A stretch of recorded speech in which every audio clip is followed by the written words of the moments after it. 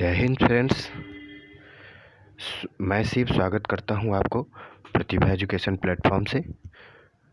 दोस्तों, इस वीडियो में हम 1757 से लेकर 1950 तक जितने भी गवर्नर जनरल और वायसराय रहे हैं उनके बारे में जानेंगे, कि उनके कार्यकाल के बारे में जानेंगे कि कब से कब तक जो है उनका कार्यकाल रहा, और उनके कार्यकाल के जो है समय में कौन से महत्वपूर्ण कार्य हुए, तो इसके बारे में भी जानेंगे। तो मित्रों, चलिए देखते हैं कि 1757 से लेकर 1950 तक के जो समय है इसमें कौन कौन अंग्रेज जो है गवर्नर जनरल रहे और वायसराय के पद पर रहे। तो चलिए बिना समय के बाद शुरू करते हैं आज का ये वीडियो।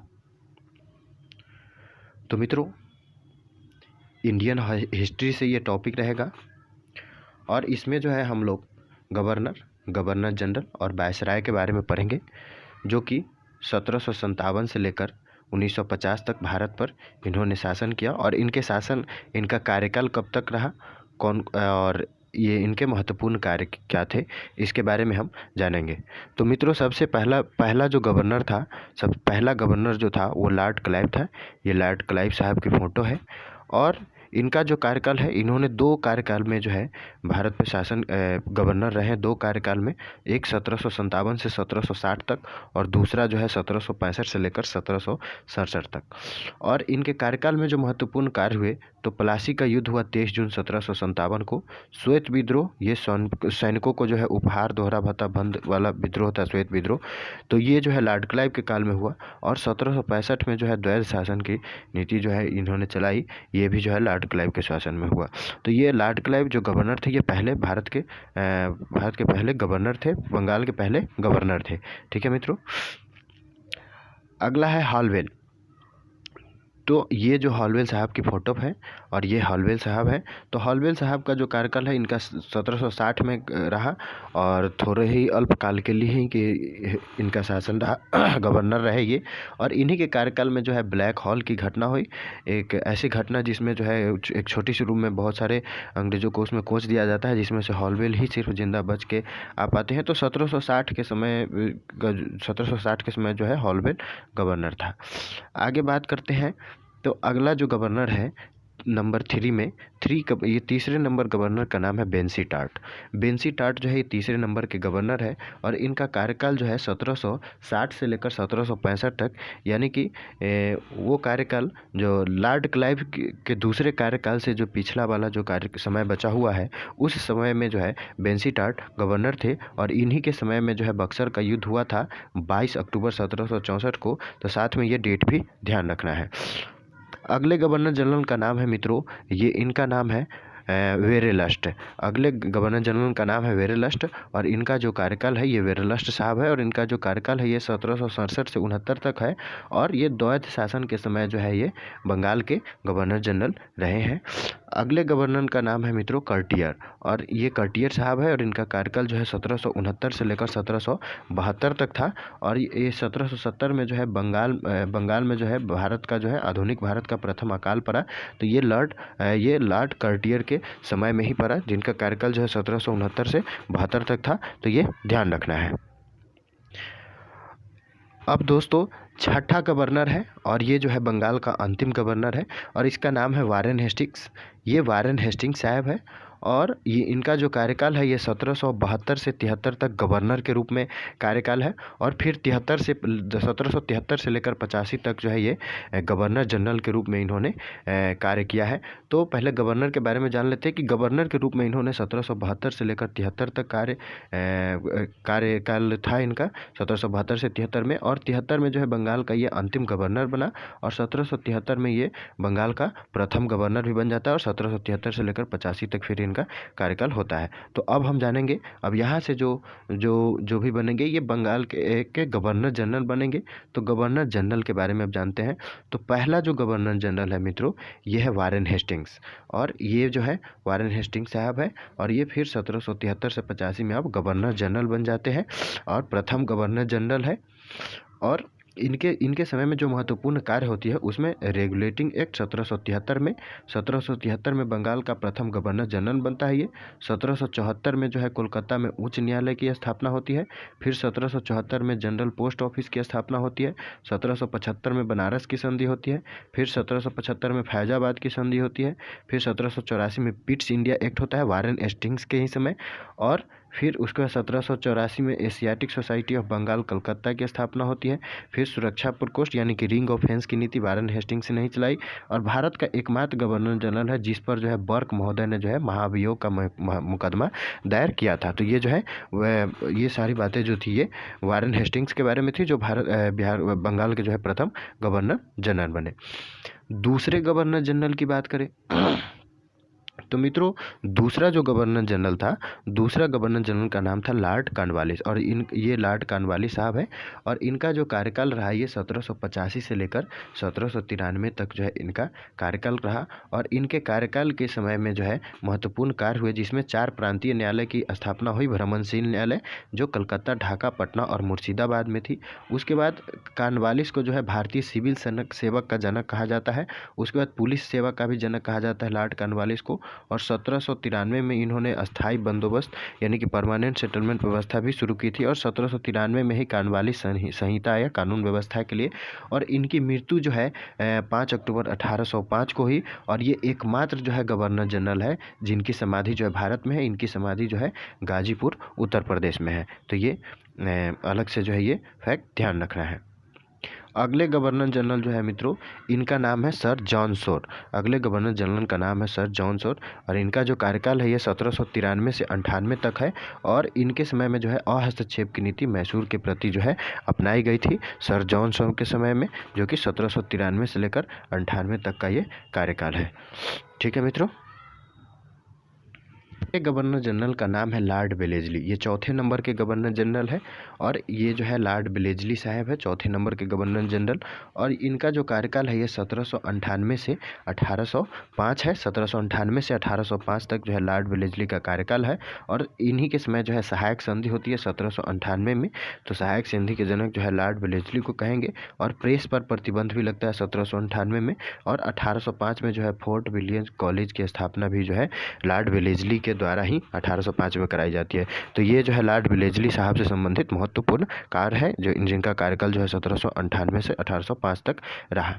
बात करें अगले गवर्नर जनरल की तो अगले गवर्नर जनरल का नाम है मित्रों sir George Barlow. Sir George Barlow नाम है और ये जो है सर जॉर्ज बार्लो साहब हैं जो अगले गवर्नर जनरल है। और इनका जो कार्यकाल है ये 1805 से लेकर 1807 तक है। और इनके समय में जो है मराठों के प्रति जो है अहस्तक्षेप की नीति अपनाई गई थी सर जॉर्ज बार्लो के समय में। और उसके बाद 1806 में सैनिक विद्रोह हुआ था बेल्लौर में, तो ये भी जो है बार्लो के समय में। और उसके बाद राजघाट की संधि जो है होलकरों से किया गया था होलकरों द्वारा, तो ये भी जो है जॉर्ज बार्लो के समय में ये जॉर्ज बार्लो से संबंधित महत्वपूर्ण घटनाएं हैं जिनका कार्यकाल जो 1805 से 7 तक रहा था। अगले गवर्नर जनरल की बात करें तो ये मिंटो साहब है। इनका नाम मिंटो साहब और ये 1807 से लेकर 13 तक गवर्नर जनरल रहे। और इनके समय में जो है 1809 में जो है अमृतसर की संधि हुई, सतलुज नदी की संधि भी कहते हैं अमृतसर की संधि। तो ये मिंटो फर्स्ट के समय में हुई जिनका कार्यकाल जो है 1807 से 13 तक रहा। अगले गवर्नर जनरल है गवर्नर जनरल नंबर 7 और इसका नाम है लॉर्ड हेस्टिंग्स। और ये लॉर्ड हेस्टिंग्स साहब है और इनका कार्यकाल जो है 1813 से 23 तक रहा। और भारत में ब्रिटिश अधिसत्ता की वास्तविक स्थापना जो है ब्रिटिश अधिसत्ता की स्थापना जैसे 1813 में जो है वेलेस्ली द्वारा लगाए गए प्रेस प्रतिबंध को जो है हटा दिया 1813 में। जो लॉर्ड वेलेस्ली ने प्रेस प्रतिबंध लगाया था 98 के समय में वो उस पर हटा दिया गया। और 1416 में जो है आंग नेपाल भी युद्ध हुआ था किसके समय में लॉर्ड हेस्टिंग्स के समय में, तो ये महत्वपूर्ण घटना है। 1824 में जो है पिंडारियों का दमन ये भी लॉर्ड हेस्टिंग्स के समय में। और मराठा संघ का अंत भी हुआ लॉर्ड हेस्टिंग्स के समय में। तो ये 7वें नंबर के जो है गवर्नर जनरल है।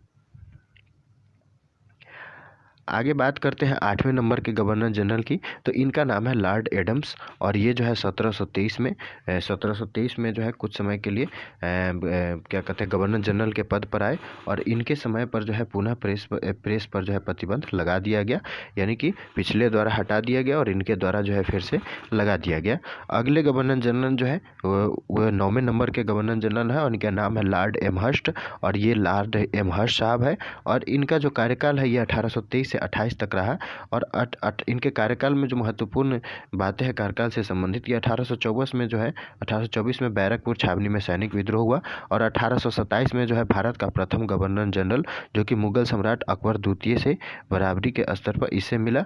तो ये 1827 में जो है भारत के प्रथम गवर्नर जो मुगल सम्राट के बराबरी स्तर पर मिला, ये लॉर्ड एमहर्स्ट के समय की बात है और इनका कार्यकाल जो 1823 से 28 तक रहा था।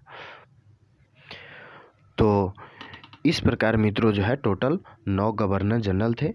अब जो है बारी आती है भारत के गवर्नर जनरल की और यहाँ से जो है भारत के गवर्नर जनरल बन जाते हैं विलियम बेंटिक जो है ये पहले नंबर पर जो भारत के गवर्नर जनरल बनते हैं, ये विलियम बेंटिक साहब है और इनका कार्यकाल जो है 28 से 35 तक रहा और ये भारत के प्रथम गवर्नर जनरल बने और ये समाज सुधारक भी थे। 1829 में जो है इन्होंने सती प्रथा का अंत करवाया, 1830 में जो है ठगी प्रथा का अंत करवाया कर्नल स्लीमन की सहायता द्वारा। 1833 में जो है विधि आयोग का गठन हुआ जिसके अध्यक्ष जो है मैकाले बने। 1835 में जो है अंग्रेजी शिक्षा का माध्यम बनाया गया मैकाले समिति के रिपोर्ट पर। उसके बाद बात करें तो प्रथम मेडिकल कॉलेज जो है कलकत्ता में इन्हीं के समय स्थापित किया और बेंटिक त्याग पत्र देकर जो है लास्ट में वापस चला गया। इस पर जो है प्रेशर बनाई होगी उदारवादी नीति के कारण। अगले जो गवर्नर जनरल थे भारत के, वो भारत के गवर्नर थे चार्ल्स मेटकाफ और ये जो है चार्ल्स मेटकाफ साहब है, ये इनकी चित्र है और इनका जो कार्यकाल था, इनका कार्यकाल जो है 1835 से 36 यानी कि 1 साल का कार्यकाल रहा और इनके समय जो है फिर से प्रेस एक्ट आया 1835 में और एडम्स के द्वारा जो है लगाए गए प्रेस प्रतिबंध को इसने जो है फिर हटाया। जो एडम्स ने फिर से पुनः प्रेस प्रतिबंध लगा दिया था, इसको हटा दिया और इसलिए जो है चार्ल्स मेटकाफ को भारतीय प्रेस का मुक्तिदाता भी कहा जाता है। तो ये परीक्षा में क्वेश्चंस भी आते हैं। आगे है अगला भारत को जो गवर्नर जनरल है, इनका नाम है ऑकलैंड फर्स्ट और ये जो है ऑकलैंड फर्स्ट है और इनका कार्यकाल जो है 1836 से 42 तक रहा है और इन्हीं के कार्यकाल में जो है विद्यालयों में छात्रवृत्ति की शुरुआत हुई और क्षेत्रीय भाषा में शिक्षा की शुरुआत हुई ऑकलैंड फर्स्ट के समय और ग्रैंड ट्रंक रोड यानी जीटी रोड का जो है पुनर्निर्माण करने का श्रेय जो है ऑकलैंड फर्स्ट को जाता है। अगले जो गवर्नर जनरल है भारत के, उनका नाम है एलन बरो और ये चौथे गवर्नर जनरल है, ये है एलन बरो साहब और इनका कार्यकाल जो है 1842 से 44 तक रहा है और इनके समय जो है 1842 से 44 में कुशल अकर्मण्यता की नीति अपनाएगी एलन बरो के समय, तो ये ध्यान रखना है। और 1843 में जो है दास प्रथा का अंत एक्ट 5 द्वारा किया गया, तो ये भी एलन बरो के समय। और सिंध का विलय जो है और जिसका सेनापति जो है चार्ल्स नेपियर था, तो ये काम भी जो है सिंध का विलय भी है जो है एलन बरो के समय किया गया। अगले जो गवर्नर जनरल है भारत के, उसका नाम है लॉर्ड हार्डिंग फर्स्ट, तो ये लॉर्ड हार्डिंग फर्स्ट साहब है और इनका कार्यकाल जो है 1844 से 48 तक रहा है, जिसमें 1844 में जो है नरबली प्रथा का अंत जो है ये लॉर्ड हार्डिंग के समय। उसके बाद 1844 में रविवार का अवकाश घोषित हुआ यानी संडे की छुट्टी, तो ये भी लॉर्ड हार्डिंग फर्स्ट के समय।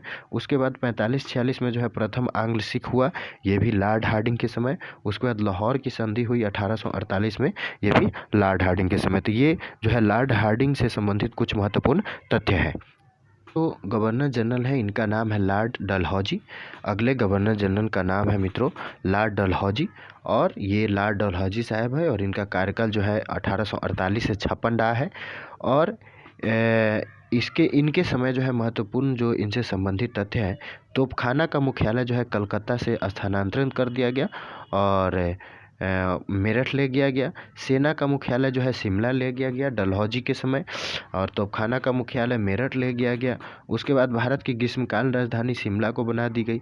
1848 में जो है इन्होंने हड़प की नीति यानी कि हड़प की नीति जो है अपनाई डॉक्ट्रिन सिद्धांत के अनुसार, और 1851 में जो है टेलीग्राम सेवा, जो कि कलकत्ता के डायमंड हार्बर के मध्य, कलकत्ता से जो है डायमंड हार्बर के मध्य जो है शुरू किया गया 1851 में टेलीग्राम सेवा। और 1852 में बात करें तो 1852 में जो है भारत का पहला डाक टिकट जारी हुआ कराची से।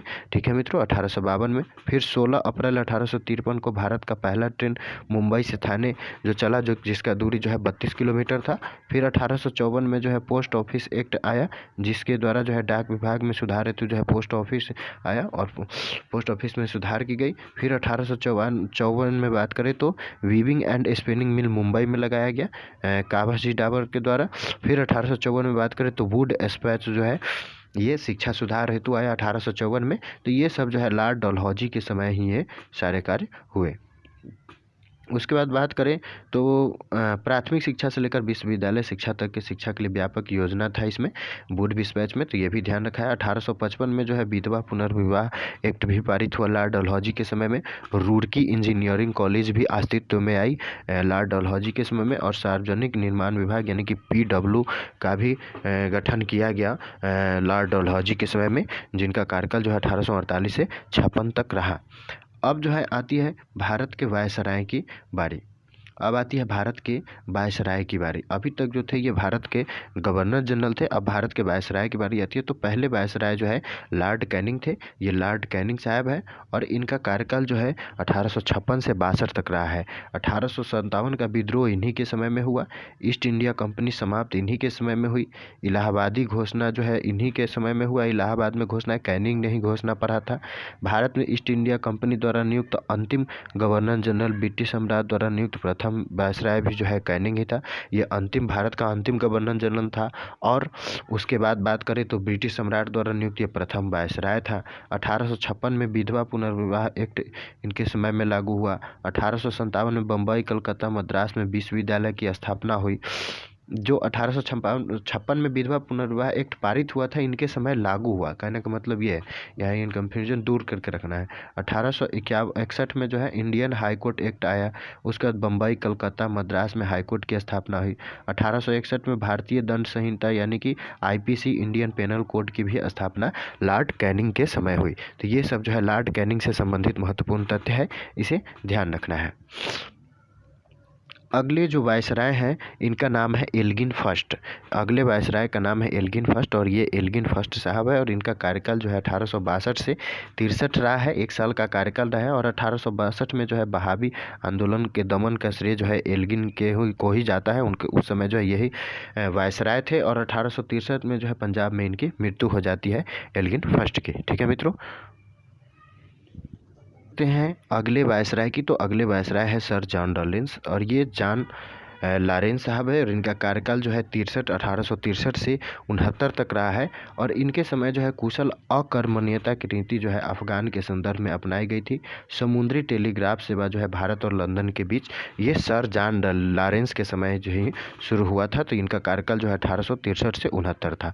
अगले जो है वायसराय है, इनका नाम है लॉर्ड मेयो, और ये लॉर्ड मेयो साहब है, और इनका कार्यकाल जो है 1869 से 72 तक रहा है।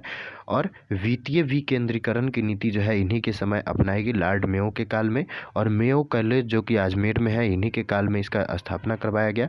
1872 में भारत में पहली बार जनगणना जो है लॉर्ड मेयो के कार्यकाल में हुई, पहली बार जनगणना।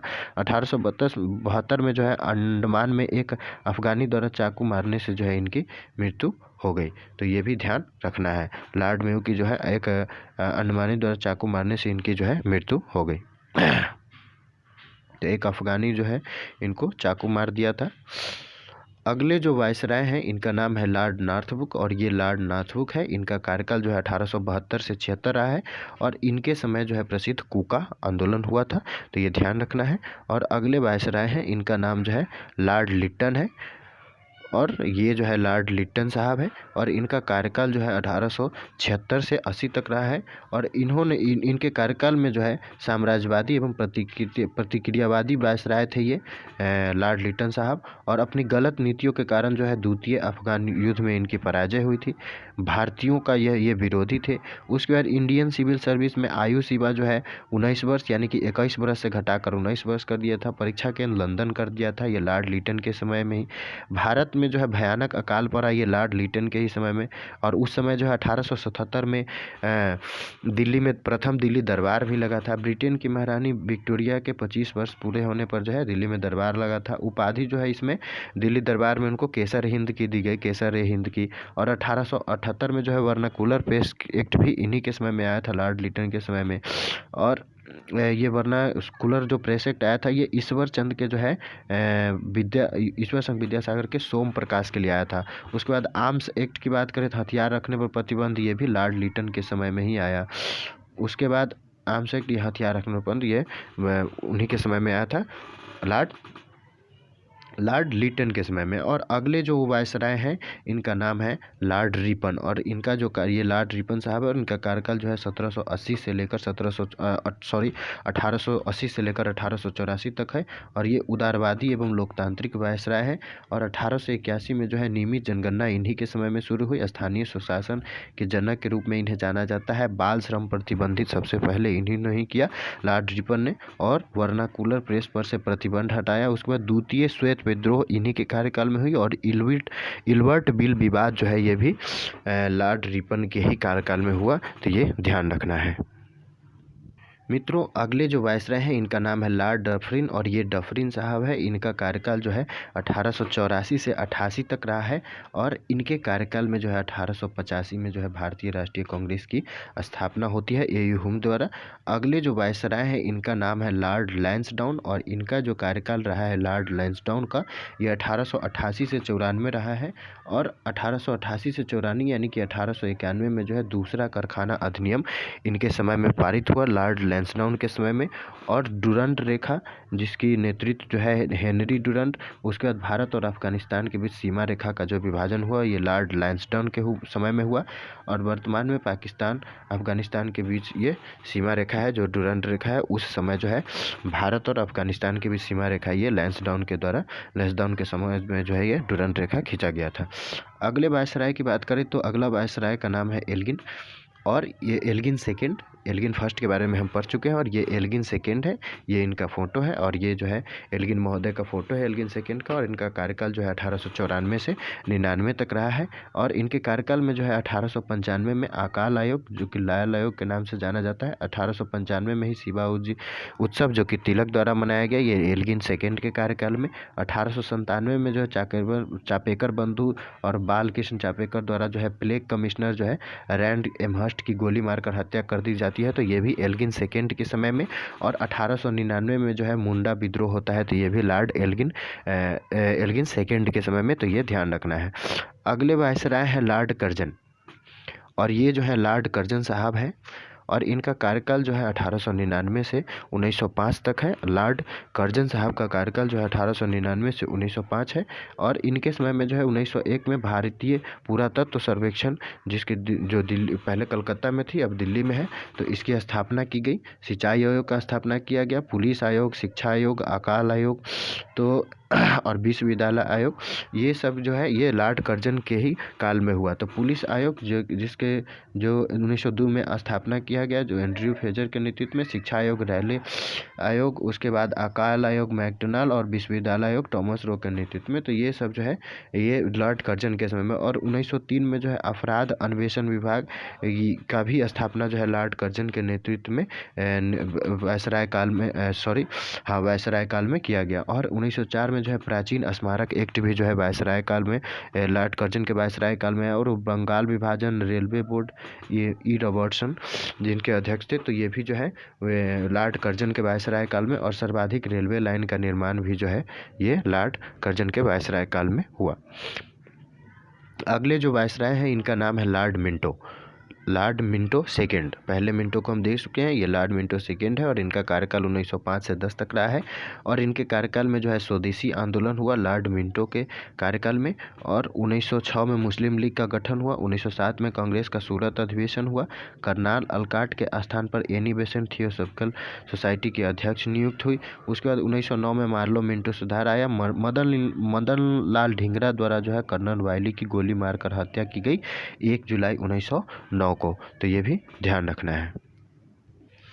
अगला जो वायसराय है ये वायसराय 13वें नंबर के वायसराय हैं और ये जो है लॉर्ड हार्डिंग सेकेंड है। ये लॉर्ड हार्डिंग सेकेंड है और इनका कार्यकाल जो है 1910 से 16 तक रहा। और 1910 से 16 तक जो है जितने भी महत्वपूर्ण घटनाएं हुए वो ये है कि 1911 में जो है द्वितीय दिल्ली दरबार जो है दरबार आयोजित किया गया। बंगाल विभाजन जो है रद्द करने की घोषणा जो है लॉर्ड हार्डिंग के काल में ही हुई। उसके बाद 1912 में जो है राजधानी परिवर्तन समारोह भी हुआ। दिल्ली बम कांड भी जो है इसी के काल में हुआ। उसके बाद 1913 में जो है रविन्द्रनाथ टैगोर को जो है साहित्य का नोबेल पुरस्कार भी जो है मिला लॉर्ड हार्डिंग के समय। और लॉर्ड हार्डिंग सेकेंड के समय में ही जो है गदर पार्टी की स्थापना हुई लाला हरदयाल द्वारा। और 1914 में जो है लॉर्ड हार्डिंग के समय जो है प्रथम विश्व युद्ध हुआ 1914 से 19 तक। कामागाटू मारव प्रकरण भी जो है इन्हीं के समय हुआ। और उसके बाद 1915 में बात करें तो गांधी जी का स्वदेश आगमन जो है 9 जनवरी 1915 को, जिस दिन 9 जनवरी को हम लोग प्रवासी दिवस मनाते हैं, उसके गोपाल कृष्ण गोखले की मृत्यु भी जो है लॉर्ड हार्डिंग सेकेंड के समय में हुई। और 1916 में कांग्रेस का लखनऊ अधिवेशन हुआ जिसमें लखनऊ पैक्ट हुआ और लखनऊ पैक्ट भी इन्हीं के समय में। उसके बाद होम रूल आंदोलन, जिसको गृह शासन आंदोलन कहते हैं, ये भी लॉर्ड हार्डिंग सेकेंड के समय में। और गांधी जी का जो है भारतीय राजनीति में प्रवेश, ये भी लॉर्ड हार्डिंग सेकेंड के समय में। तो ये जो है महत्वपूर्ण लॉर्ड हार्डिंग सेकेंड से संबंधित फैक्ट है, तो इसे परीक्षा के लिहाज से ध्यान रखना है। अगले वायसराय की बात करें तो इनका नाम है चेम्सफोर्ड और ये जो है लॉर्ड चेम्सफोर्ड है और इनका कार्यकाल जो है 1916 से 1921 तक रहा है। और इनके समय में जो है चंपारण सत्याग्रह हुआ, मॉन्टेग्यू चेम्सफोर्ड सुधार आया। उसके बाद 1918 में अहमदाबाद मिल मजदूर आंदोलन हुआ, खेरा सत्याग्रह गुजरात में हुआ। फिर 1919 में बात करें तो मॉन्टेग्यू चेम्सफोर्ड अधिनियम पारित आया, रोलेट एक्ट आया। जालियांवाला बाग हत्याकांड हुआ 13 अप्रैल 1919 को। हंटर कमेटी का गठन हुआ 1 अक्टूबर 1919 को। फिर तहकीकात कमेटी 2 अक्टूबर 1919 को। फिर खिलाफत आंदोलन 24 नवंबर 1919 से शुरू हो गया। 1920 में फिर असहयोग आंदोलन 1 अगस्त 1920 से। फिर बाल गंगाधर तिलक की मृत्यु होती है 1 अगस्त 1920 से।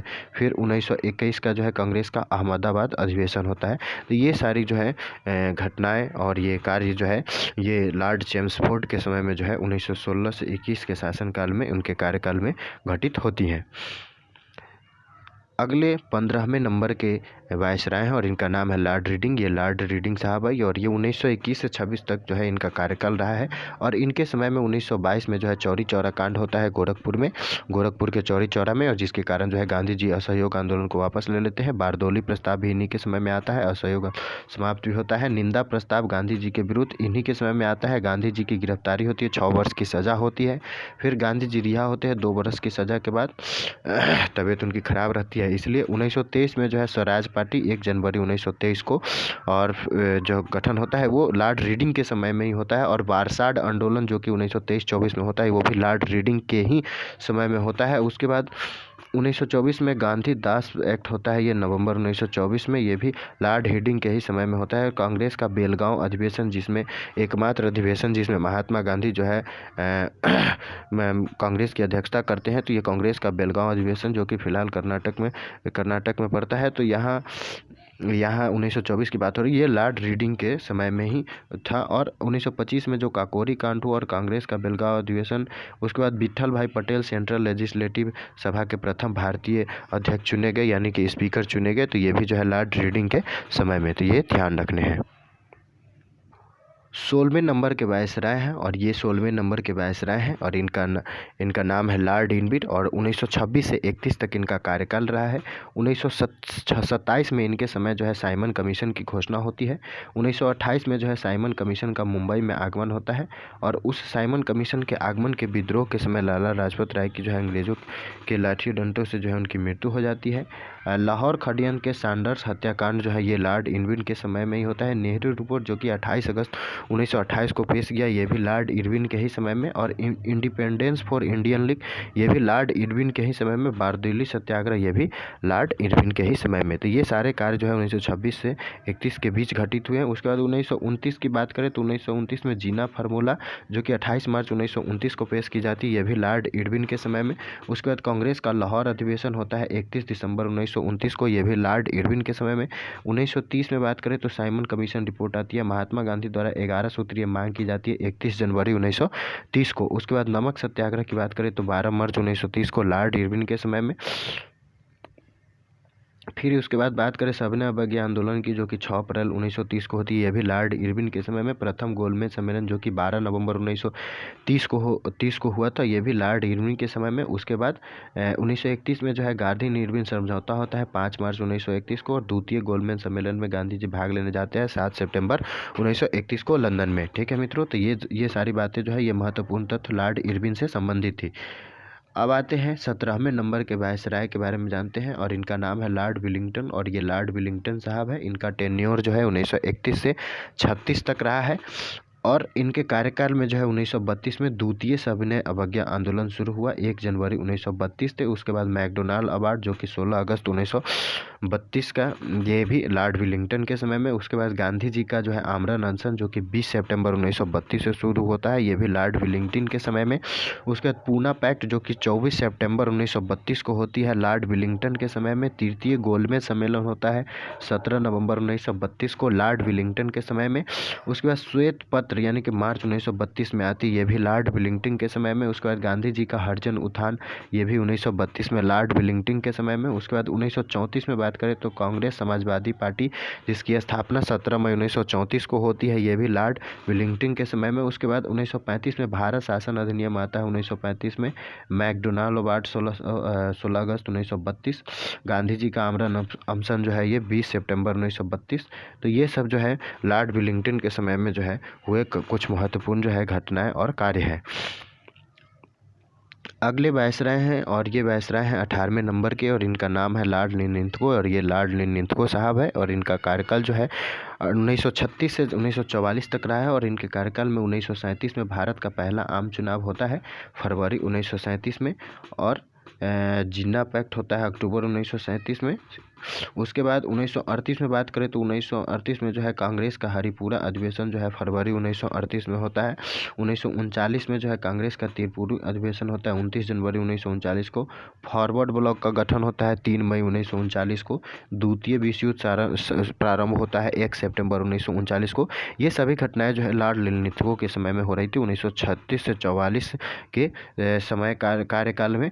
उसके बाद मुक्ति दिवस मनाया गया 22 दिसंबर 1939 को, ये भी जो है लॉर्ड लिनलिथगो के समय में। उसके बाद जो है पाकिस्तान की मांग जो हुई 1940 में, ये भी लॉर्ड लिनलिथगो के समय में। 23 मार्च 1940 को जो है पाकिस्तान की मांग हुई। अगस्त प्रस्ताव जो कि 8 अगस्त 1940 को आया। व्यक्तिगत सत्याग्रह जो कि 17 अक्टूबर 1940 को आया। 1942 में जो है क्रिप्स प्रस्ताव आया 30 मार्च 1942 को, तो ये भी लॉर्ड लिनलिथगो के कार्यकाल में। भारत छोड़ो आंदोलन, ये जो 8 अगस्त 1942 को इसकी घोषणा हुई, ये भी लॉर्ड लिनलिथगो के कार्यकाल में। आज़ाद हिंद फौज की स्थापना हुई 1 सितंबर 1942 को, ये भी लॉर्ड लिनलिथगो के कार्यकाल में। और 1942 में जो है चक्रवर्ती राजगोपारी फार्मूला जो 10 जुलाई 1944 को आया, चक्रवर्ती राजगोपालाचारी फार्मूला, तो ये भी लॉर्ड लिनलिथगो के कार्यकाल में। तो ये जो है लॉर्ड लिनलिथगो से संबंधित 1936 से 44 के बीच हुए महत्वपूर्ण कार्य व घटनाएं हैं, वो युद्ध हैं। ठीक है मित्रों, अब बात करते हैं 19वें नंबर के वायसराय की। तो 19वें नंबर के वायसराय ये हैं लॉर्ड वेबल, और इनका जो कार्यकाल है 1944 से 47 तक रहा है 19वें नंबर के वायसराय का।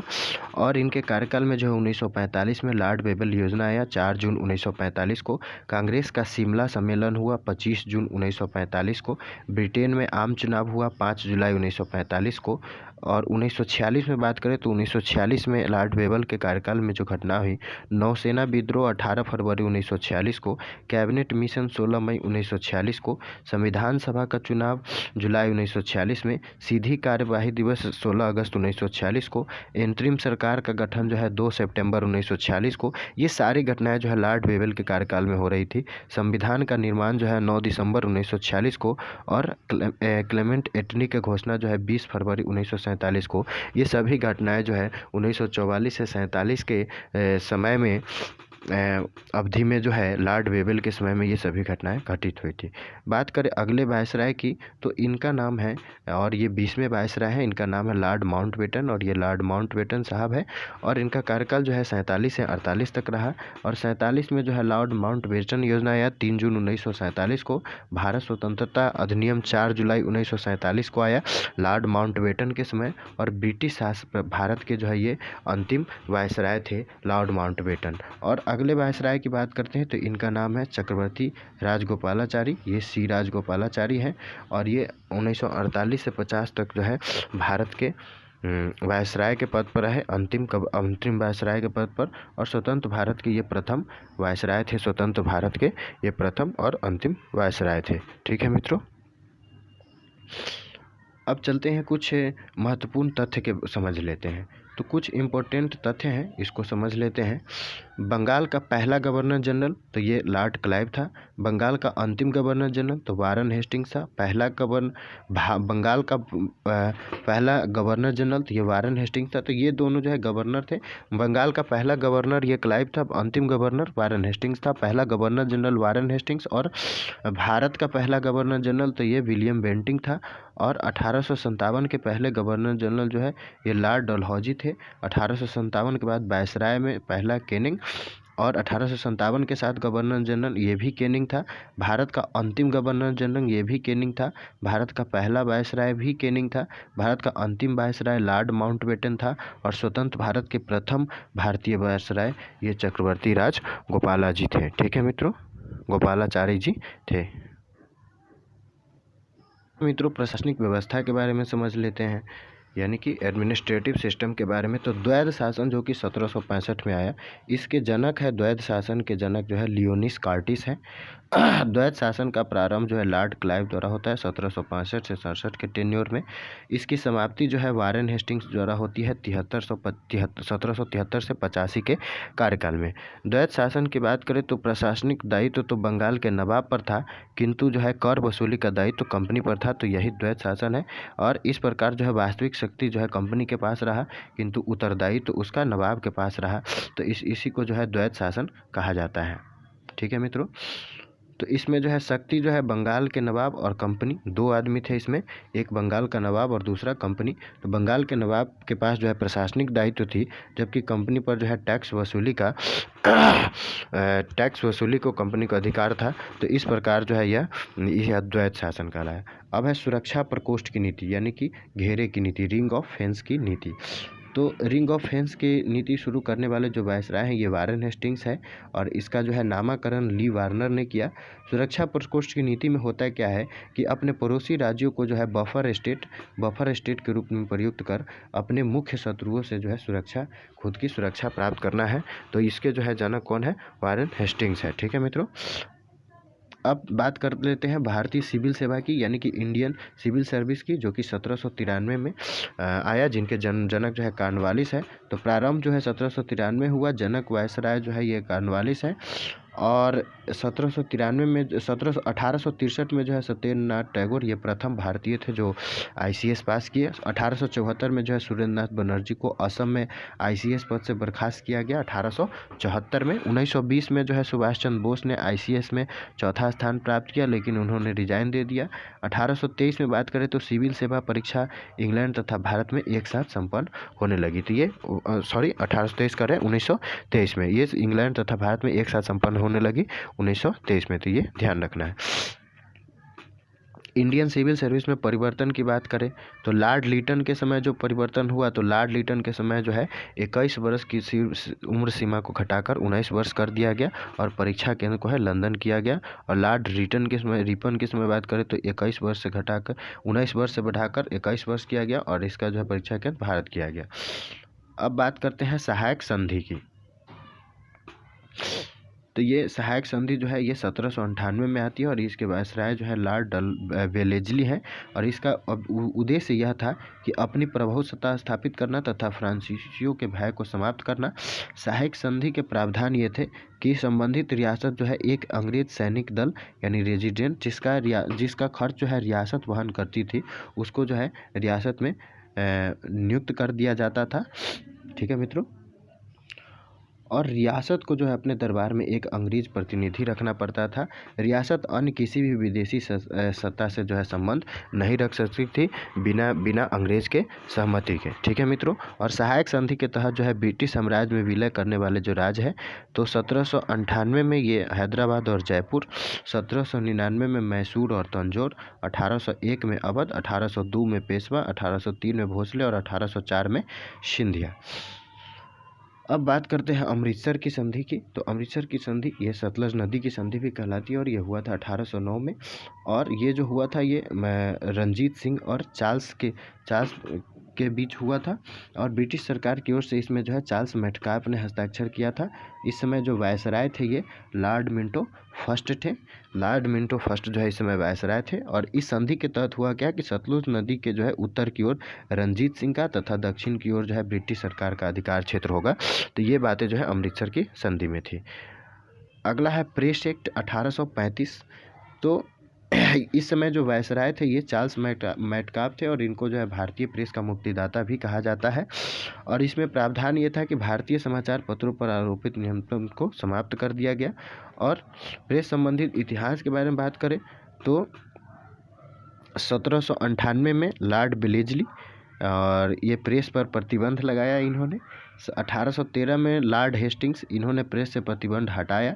1823 में प्रेस पर प्रतिबंध लगाया एडम्स ने। फिर 1835 में मेटकाफ ने प्रेस एक्ट पारित कर प्रेस पर प्रतिबंध हटाया। फिर 1878 में लीटन ने वर्नाकुलर प्रेस एक्ट पारित करके प्रेस पर प्रतिबंध लगाया। और फिर 1882 में जो है रिपर ने वर्नाकुलर प्रेस हटाया और प्रेस पर से प्रतिबंध हटाया। तो ये जो है प्रेस एक्ट से संबंधित महत्वपूर्ण जो है एक्ट थे। और बात करते हैं हड़प नीति की। हड़प नीति या विलय नीति या व्यपगत सिद्धांत यानी कि डॉक्ट्रिन ऑफ लैक्स जो कि 1848 में आया लॉर्ड डलहौजी के समय। और इसके प्रारंभकर्ता जो है डलहौजी थे। 48 में आया और ये जो है नीति लाया गई, ये रियासतों के विलय हेतु नीति लाई गई। तो मित्रों हड़प नीति के तहत जो है ब्रिटिश साम्राज्य में विलय रियासत। तो 1848 में जो है सतारा आया, पहली बार हड़प नीति के तहत सतारा 1848 में।